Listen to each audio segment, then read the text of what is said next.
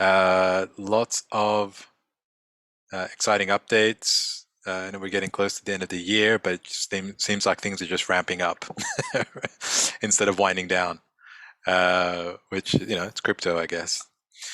Um, so first, we want to get a few updates. We'll go around, want to get some updates on Miami. Really exciting things took place there. We saw some great photos. So we'll have Sam and Jack and Boris, whoever wants to give us an update. Then we want to talk about our internal performance reviews. We'll highlight some folks. And then we can talk about an update, a status update on our infrastructure. And then we can kind of wrap up with some product updates, launch updates, and anything else you guys want to talk about. All right, Miami first. Who wants to go first? Sam. Okay, I'll go first. First off, it's great to be back. And so for all the team that really supported us while we were out in Miami, thank you so much. I know that when I take off and when several of us take off, sometimes it becomes hard to get a hold of us, and we may not be producing as much, or I definitely am not producing as much to the rest of the team when I'm on the floor there at a show. But I really appreciate all the work that you guys did. What I really want to show off is the power of our community. So here is a picture that we took after pushing everybody to the side. All of the people there in the blue box, that's just our ecosystem, right? These are people who are able to make it to Miami, filled our entire booth, DeFi Kingdoms, Harmonies, Madden NFT, APY Vision, Seek NFT, Crypto Royale. I can't even, I know I'm missing a bunch. Ceph Wallet was there. And that was amazing. And you can see off to the left and to the right how we basically pushed some people out of the way, because our booth was always crowded. It was fantastic. We are right at the intersection of the NFT hall, which is right behind those double doors, and the DeFi hall. So we had all of that stuff going by. Jack, you mentioned earlier you stopped by the Polygon and the Cardano booth as well. How active were those? It was pretty quiet.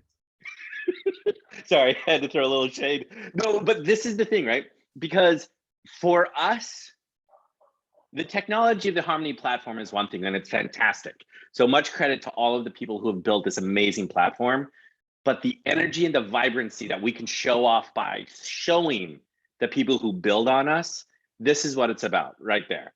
And so it was fantastic. It was really, really great. I thoroughly enjoyed being there with everybody. I wish I had more time. I was able to meet, and really share beers and just hang out and get drunk with all the people there. Not that I get drunk, but but the idea is it was really a lot of fun. Boris, RJ, Jack, what other kind of comments do you guys have about what happened? Well, I think the energy with the community, it was brutal. I mean, yes, we interacted with a lot of people in the booth all the time, a lot of questions, all stuff. But for me, the highlight was, hanging out with these people and they bring into me new ideas how we can do that.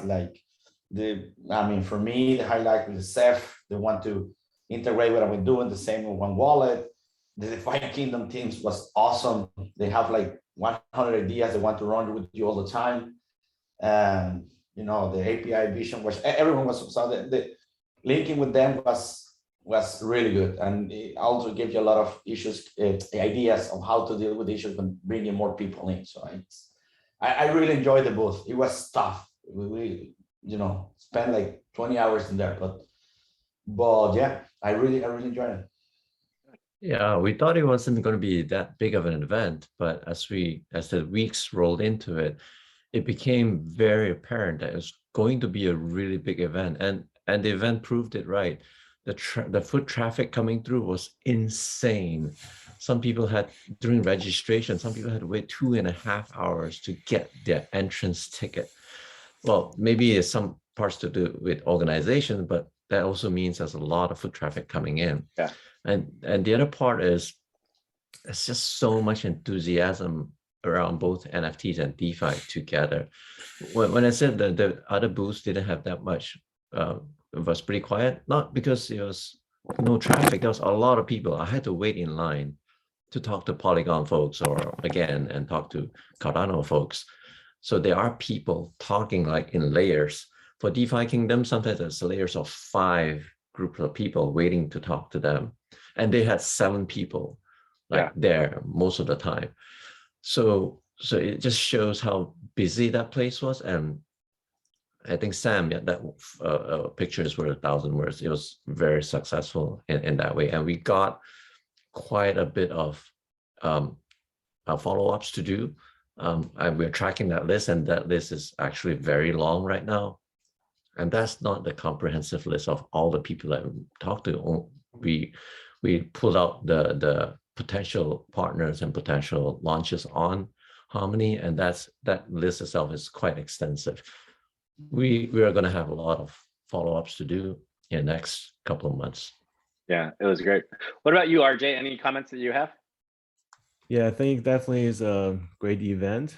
And I think it's a very smart move that in our booth, we included all of our ecosystem project to highlight them.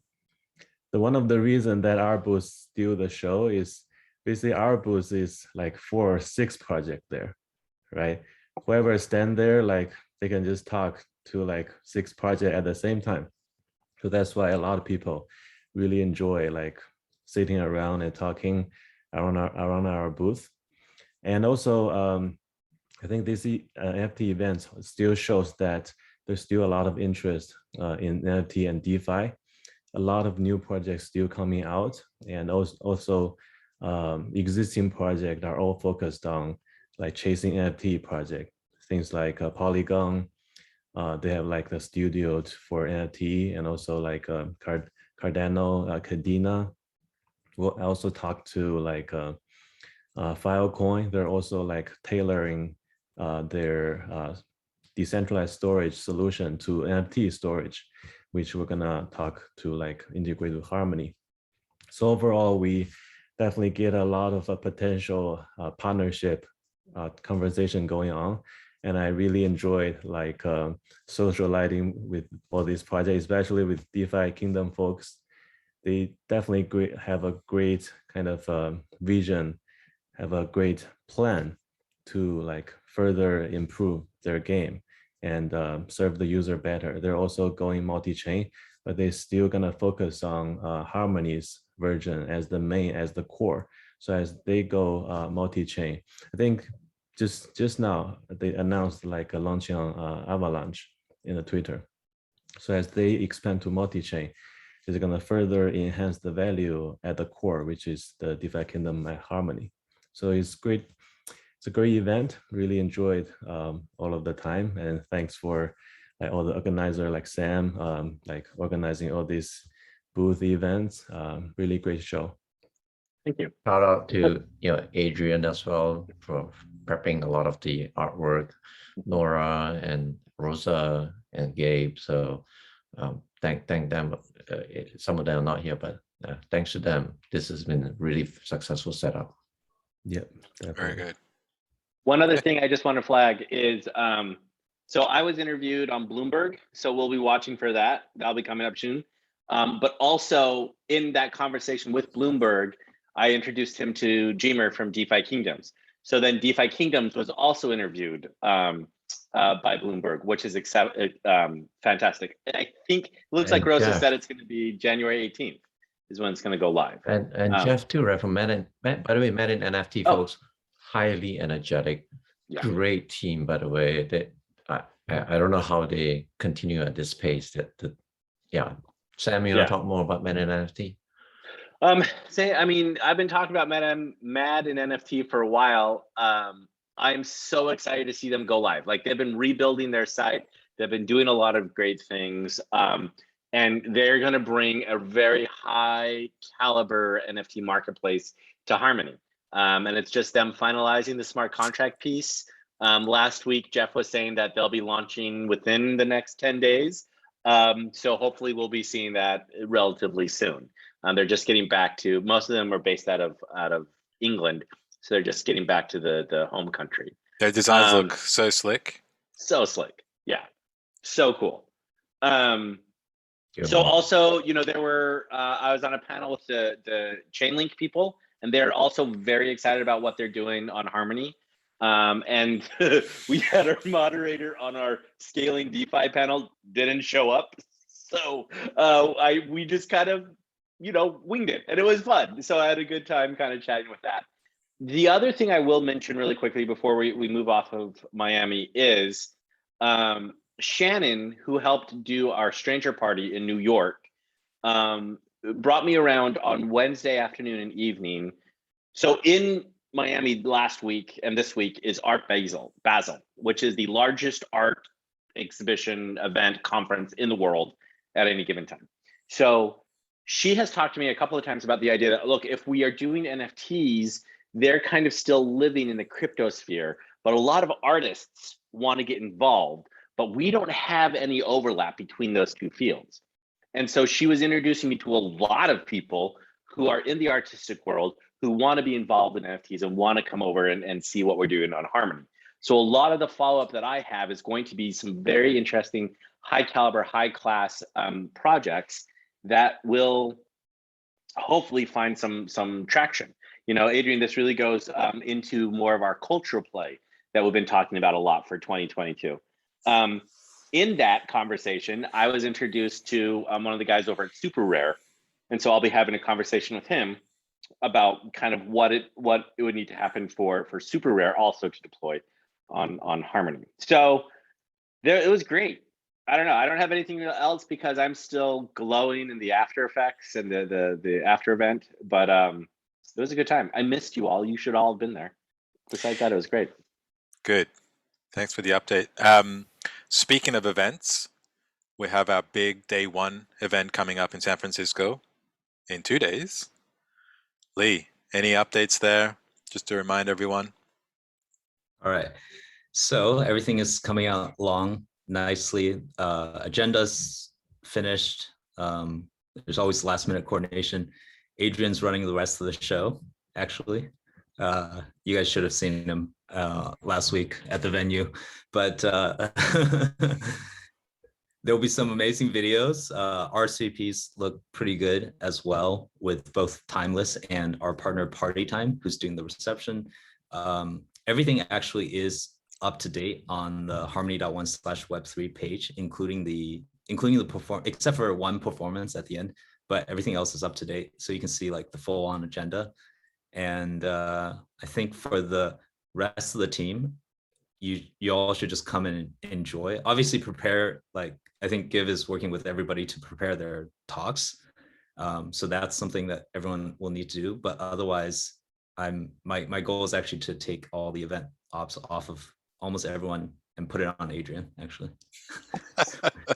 and Matt now, and me. But anyway. Congrats, Adrian. Yeah. And Adrian, you want to say anything? My mouth is numb because but I'll try and talk. It's been quite a week. I have been on the phone for as long as I can think, I guess. Just coordinating this entire event and making sure that it doesn't flop. So I'm gonna, we're all gonna make it, and it's it's gonna be great. I definitely put on a show for the owners of the venue to try and get a better price. And yeah, we got a lot of cool things. We're building a stage, we're getting furniture in, everything is spared no expense, I guess you could say. It's a really big event. When Lee said we were going to throw this event, I thought it was just going to be like one of the other events in San Francisco. This is not like one of the other events. This is very high end, very let's go out with a bang. So definitely for everyone watching, you should be there. So that's right. Anyone in the Bay Area or willing to drive up someone from Yeah. California or other states, please come. It's Uh, the Pearl on the 8th, Wednesday, from 10 to 10. So it is a big deal. And I know that Lee probably can tell you a short list of speakers. I think someone from OpenSea is going to be one of the first speakers. There's a bunch.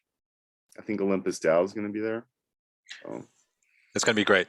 Harmony.1/Web3. You can see the whole agenda. That's going to be really good. And Anything else? Yeah. Do we have sorry. any Avi- remote speaker? Do we have any remote speaker? No remote. Oh, so everyone had to be like Yeah. on site. It's all Yeah. on site. I'm also going to chime in and say, if you're not going to be able to attend because you live halfway across the world, it will be live streamed on our YouTube channel. Oh, I didn't know that. Fantastic. So 12, well, maybe not 12 hours of content, because I don't think anyone wants to watch us, drink booze on the roof. But, I think from like 10 to maybe 5, I would say that there's periodic live streaming, maybe a break for lunch. But yeah, Amazing. it's going to be the YouTube channel, Harmony Protocol. So Awesome. Avi's going to ask each of you to do some social sharing. So please do that. And it really will be the last opportunity to get everyone in the community together. Oh, one other thing I'll just say about San Francisco. I think I've said this a few times already. Like, interestingly enough, very few protocols now have core teams in San Francisco. And I was at a hackathon this past weekend at what's called South Park Commons, which is an invite-only entrepreneur founders community. So there's 400 founders. It's almost like Y Combinator, for those of you who know that program. And we were the only protocol that sponsored. There were at least 10 demos that launched on Harmony testnet, actually, this past weekend in 2 days, right? And we gave a small $1,000 prize to all the projects that were able to launch on testnet this weekend. And I'm in their Discord community with 100 people. So actually, in some ways, we should, well, of course, we should go to all the major ecosystems, but even here, like in San Francisco, we should double down. And so invite all your friends. This will be the big event of the year. For sure. And we also have the university hackathon as well. That's officially kicked off. Yes. And I don't know, do you want to introduce our friend Matt, or maybe when he's on the call?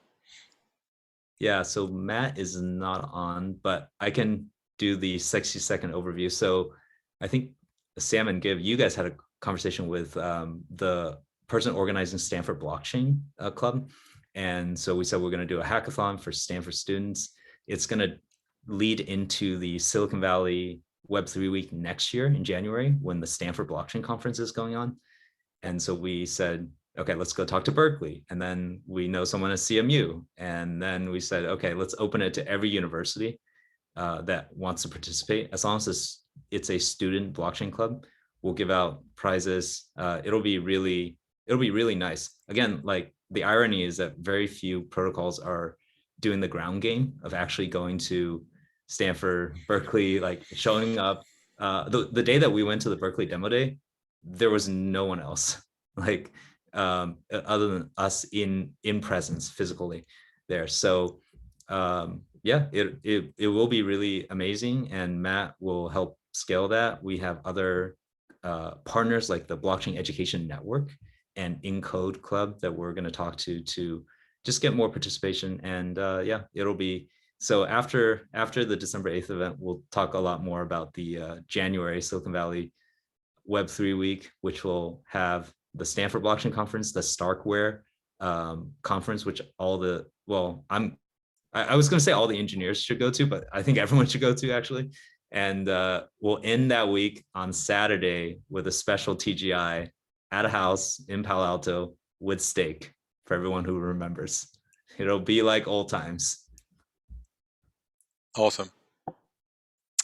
Since we're talking about events, I did want to give a quick shout out to our friends in Kenya for kicking off the first meetup in Nairobi, which is very exciting. There's some photos that have been shared on the Harmony Twitter account.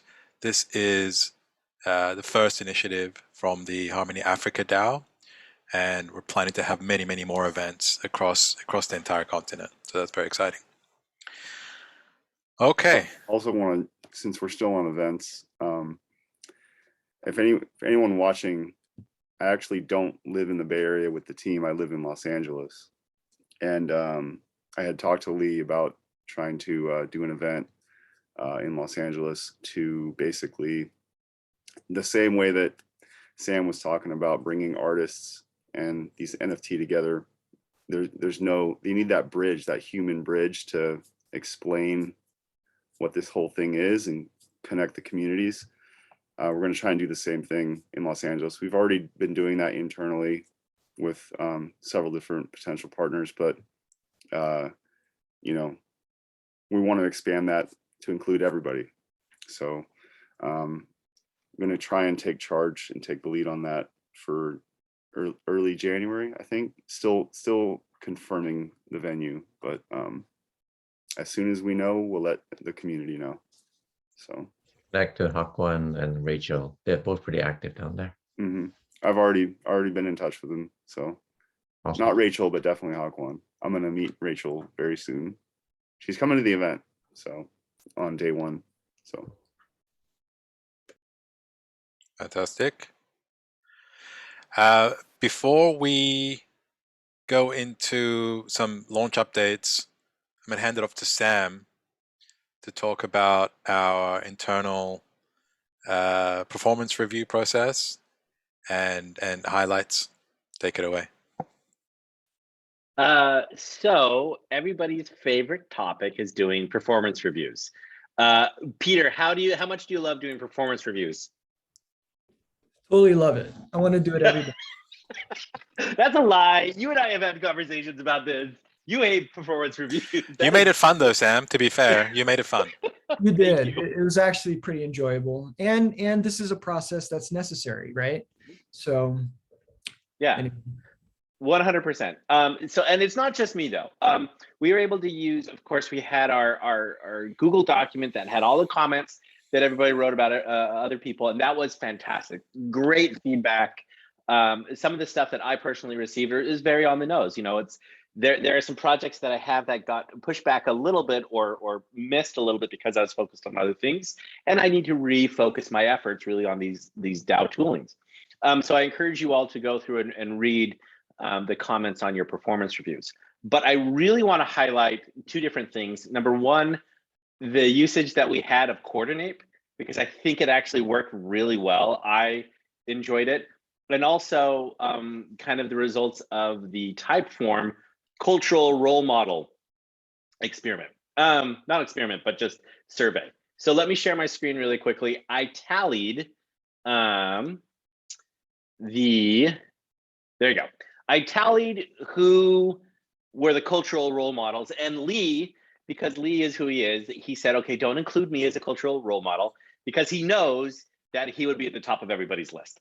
But what I did is I broke them all down. And one of the things that's really interesting to see when we kind of break them down is how brand new members of the team, like Adrian, can have such a huge impact on the culture and the environment that we all work in.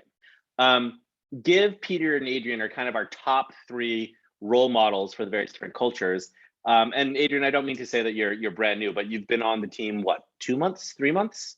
And so to see 4.5. well, crypto time. No one really understands how crypto time works. It's all a time vortex.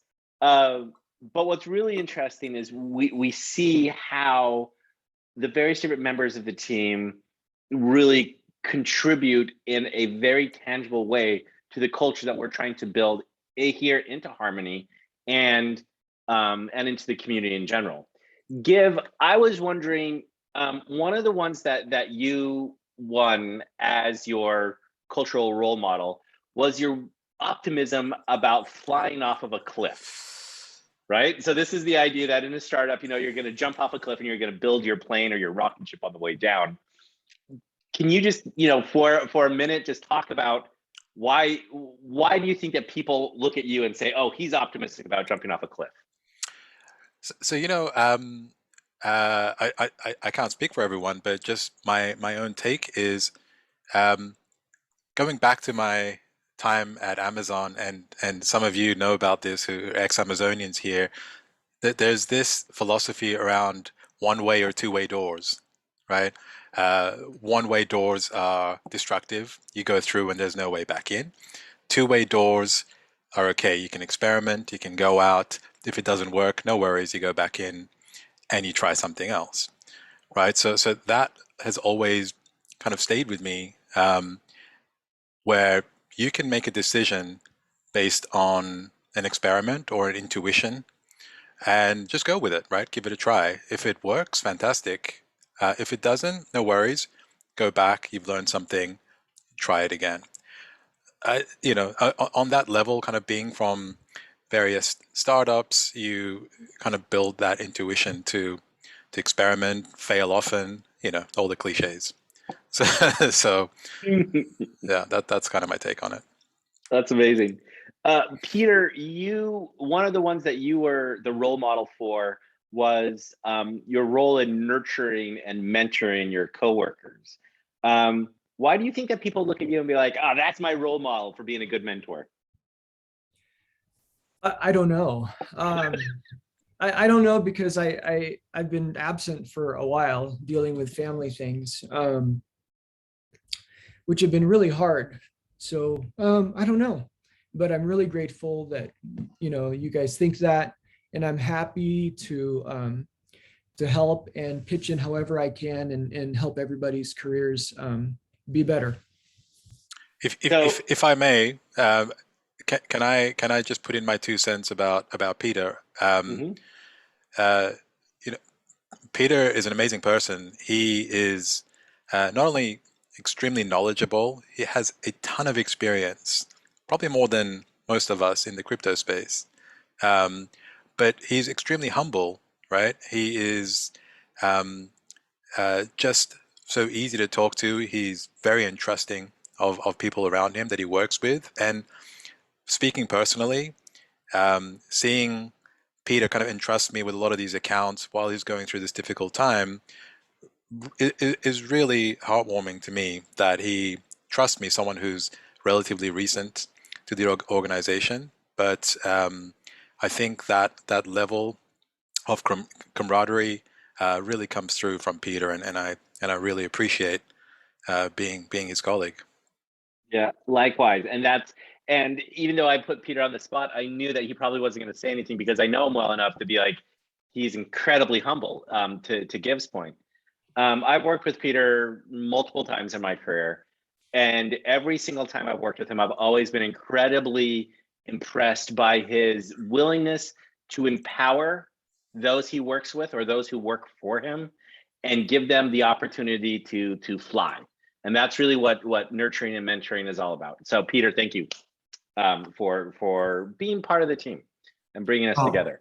Yeah, I want to chime in a little bit. So I guess you and Gabe already provide a lot of insight. So, but working with Peter for a while, so I think one of the reason, I guess, right, so why people put Peter as a nurturing and mentoring is because of his deep knowledge about the crypto ecosystem, and also about what's happening and what's new.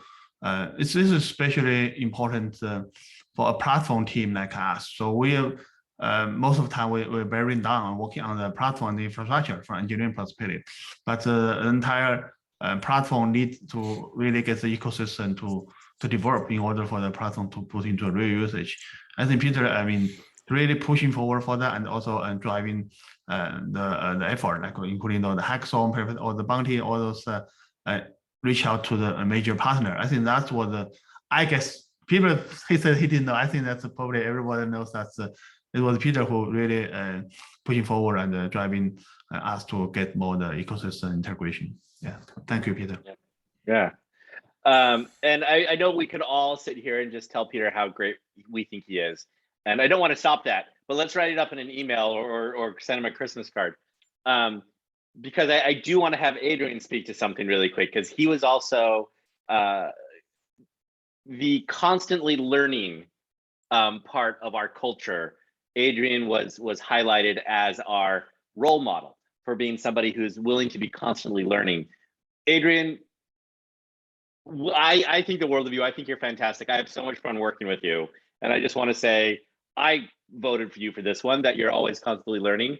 But what do you have to say about the importance of constantly learning and constantly being open to new things and new experiences? I have to learn it, because that's what if I wouldn't be representing the brand if I don't. Yeah, it's out of necessity, I guess. I also feel like the dumbest person in the room sometimes, because you guys are all geniuses. But I remember Lee saying that's actually probably a strength, because I can, where a lot of people might get stuck in the weeds, I can just be like, okay, what does a normal person think about this? How does a normal person see it? And you know, I think I want to learn as much as I can, but I don't want to lose that, if you know what I mean. Because 100%. once you get to the point where you're just like, oh, you don't know what RPC is? You know, nobody knows what RPC is, you know? And like, you know, so anyway, I think only a very small amount of developers really get this stuff. Everyone else is just along for the ride and wants the top line. And they at the end of the day, they just wanted to change they want it to make their lives better. And that's our job, is to make everyone's life better, build wealth. I am going to post the full results on the forum, just so everyone kind of see them. But Adrian, I'm not going to let you denigrate yourself by saying you don't feel like you're the smartest person in the room, because there's another position, there's another role model that you also won, which is one of the people who will bring us to 10x growth. Like, you are a role model for the person that's going to bring Harmony to 10x growth. And you can only do that with talent and drive and energy and ambition and intelligence. And so, you know, I think, like I said, I think the world of you, and I'm very happy to have you on the team. So I will be posting kind of the results of this this survey online, so you can see, you know, the fact that let's see, everybody wants to share a beer with Jack, and everybody thinks it'd be great to work with Jack for 10 hours a day, which, you know, is fantastic. But everyone will see all these various different breakdowns. The other thing I wanted to turn to very quickly, because I know we have breakout rooms that we want to do, and everybody has, you know, other things to get done, is coordinate. So this was a lot of fun to both be on the back end and help set up this experience, and then to see really how this all works. So this is our map of all the people. Now, we limited everybody to only 5 people that you could work with. And so what that means is you had to say, okay, I worked with a whole team. I've worked with all of these various different people. How can I just limit it to 5? And it's like, oh, this is a constraint that actually makes you think about who it is you worked with, right? And who it is you really want to recognize, or who it is that you think about the work that you did, or the work that you helped somebody else do, or the overall progress and success of the chain of this last year. Where do you see those buckets being filled? Now, I've highlighted myself because I can pick on myself a little bit.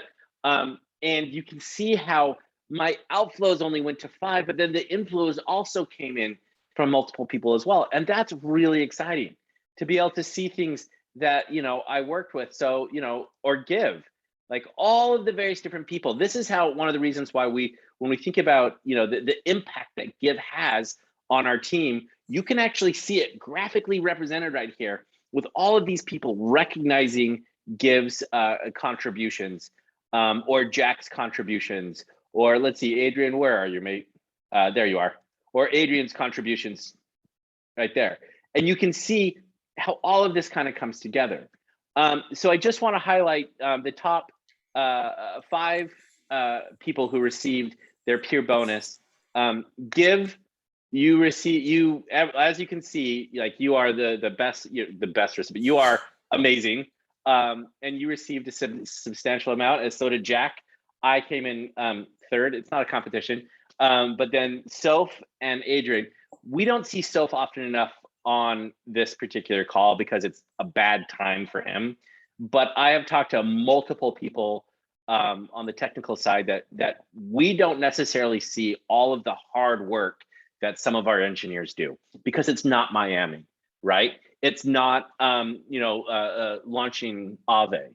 It's somebody working really hard in the background to make sure our RPC bandwidth is open, or the final pieces that we need to launch Chainlink are done. So I just want to say, for all of the engineers that we may not see all of the various different things that you do, know that we feel it, right? Know that you're definitely part of the team, and that you're definitely worthy and worth and an exceptional contribution to what we've been able to do this year. So there you go. There's a little bit of coordinate.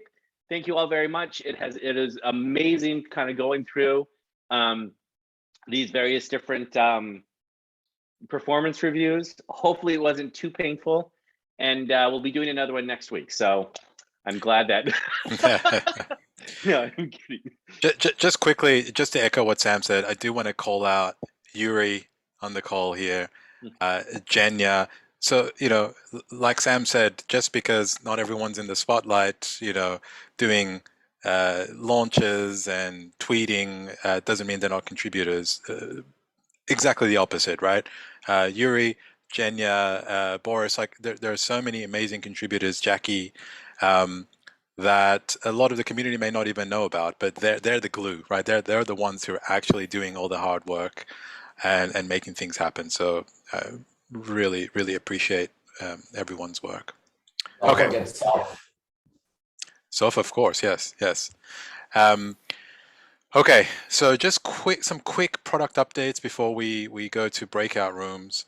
We'll go around, but I just want to quickly update the latest. So the Chainlink launch has been a blocker for several projects like BTC Bridge, and we got confirmation that they're no longer blocked, and it looks like the price feeds are going to be live on our mainnet by the end of this week. We're going to give it some time just to settle and make sure everything looks okay before doing an official announcement, hopefully next week.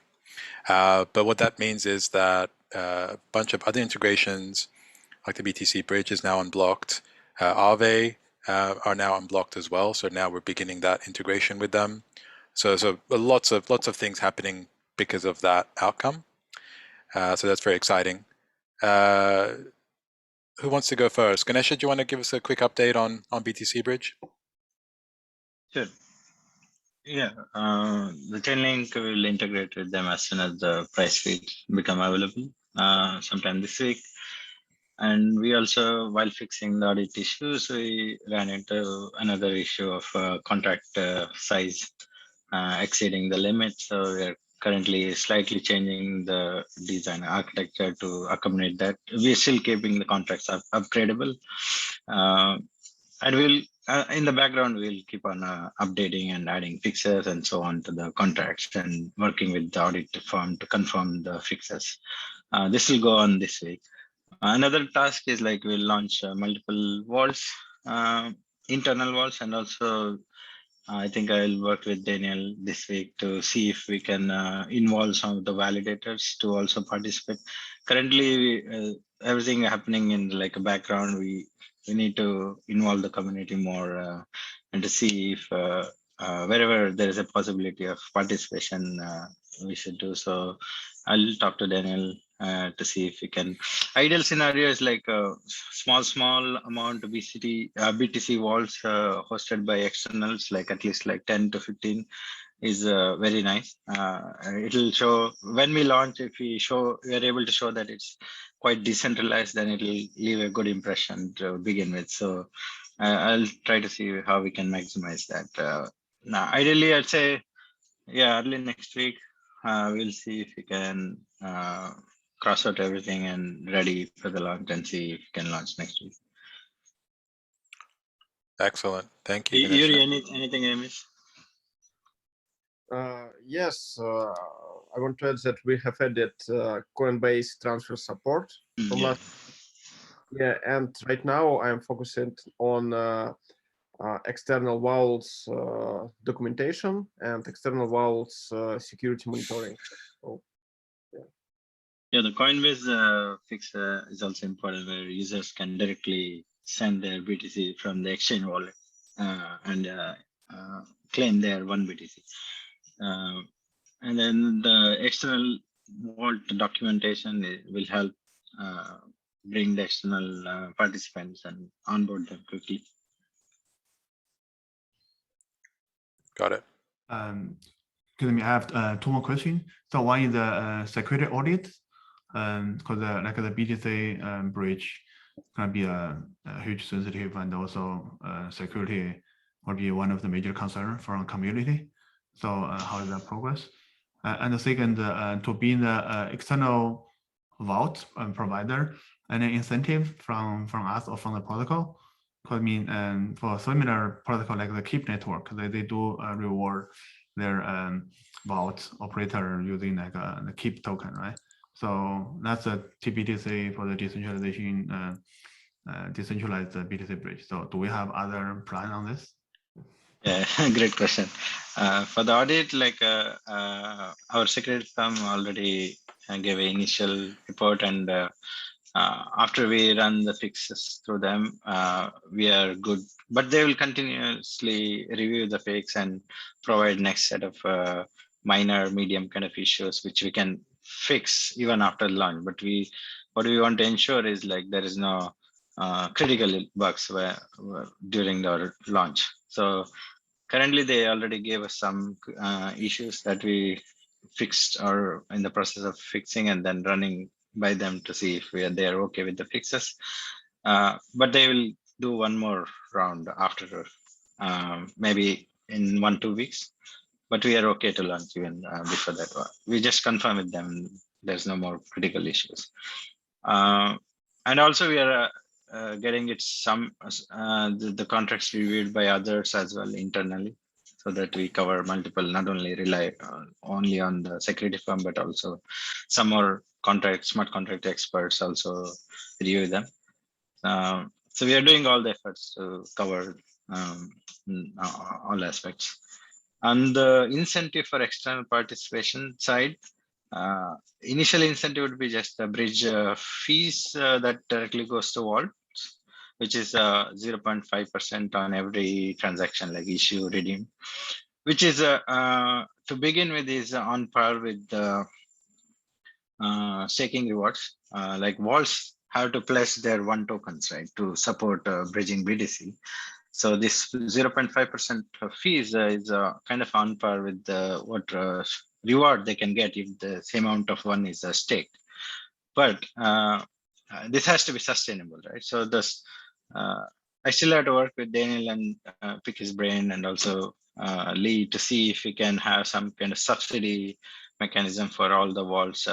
We support them with some ones.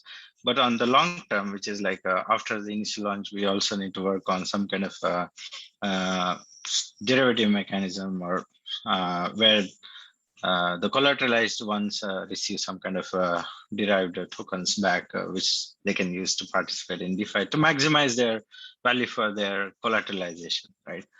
We have some ideas in mind, but it won't happen for the initial launch, of course. But we'll try to make sure that external participation is at least like beneficial than just staking. Otherwise, we won't be able to attract more. So we'll still have to work with Daniel and Lee to see how much we can subsidize beyond the bridge fees that vaults will receive anyway. More traffic means more fees for the vaults. So yeah, that's it. Thanks, Ganesha. I do want to quickly talk about just a quick network update, but any other product launch updates? Okay. All right, Jack, do you want to give us a quick update on the status of the network? Yeah, so as I was coming back from Miami and getting up to speed on things, I thought the RPC issue, there's some, I thought I saw some RPC issue being reported. I happened to be in one of the communities and discussing that. And thank you guys out there for correcting me on the understanding of where things are. Things are pretty serious. I think there was something that was going on about 24 to 48 hours ago. Now it seems to have calmed down. Our synthetics have not detected anything, but clearly there were issues. So we will be coming back with a post-mortem report. I'm collecting some data right now. Unfortunately, Soph has some family matters to attend to, so it's unreachable. But no matter what, we'll come back with a post-mortem and announce it to the community about what our findings are and what we're going to do about it. And we can sort of, again, put this behind us. But thank you again to the community members that pointed out to us and called things out. Thanks, Jack. Okay, so we have a few minutes. Anything else? Any other questions, announcements before we go to our breakout rooms? Both cross-chain and one anchor has updates on the Notion. It's a lot of stuff there, so I won't take now. So the updates are there. Okay. Quick thing, the crypto market Latin America launch with Harmony, the first Latin American DEX to do it. We met those guys in UC Berkeley, and yeah, that's it. Very good. Thanks, Boris.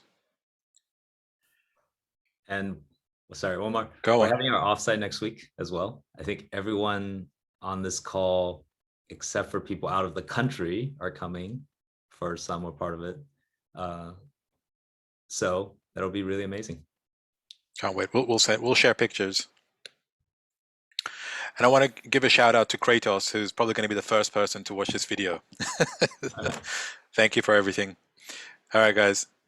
Take care. Have a great week. And I'll send you to your breakout rooms.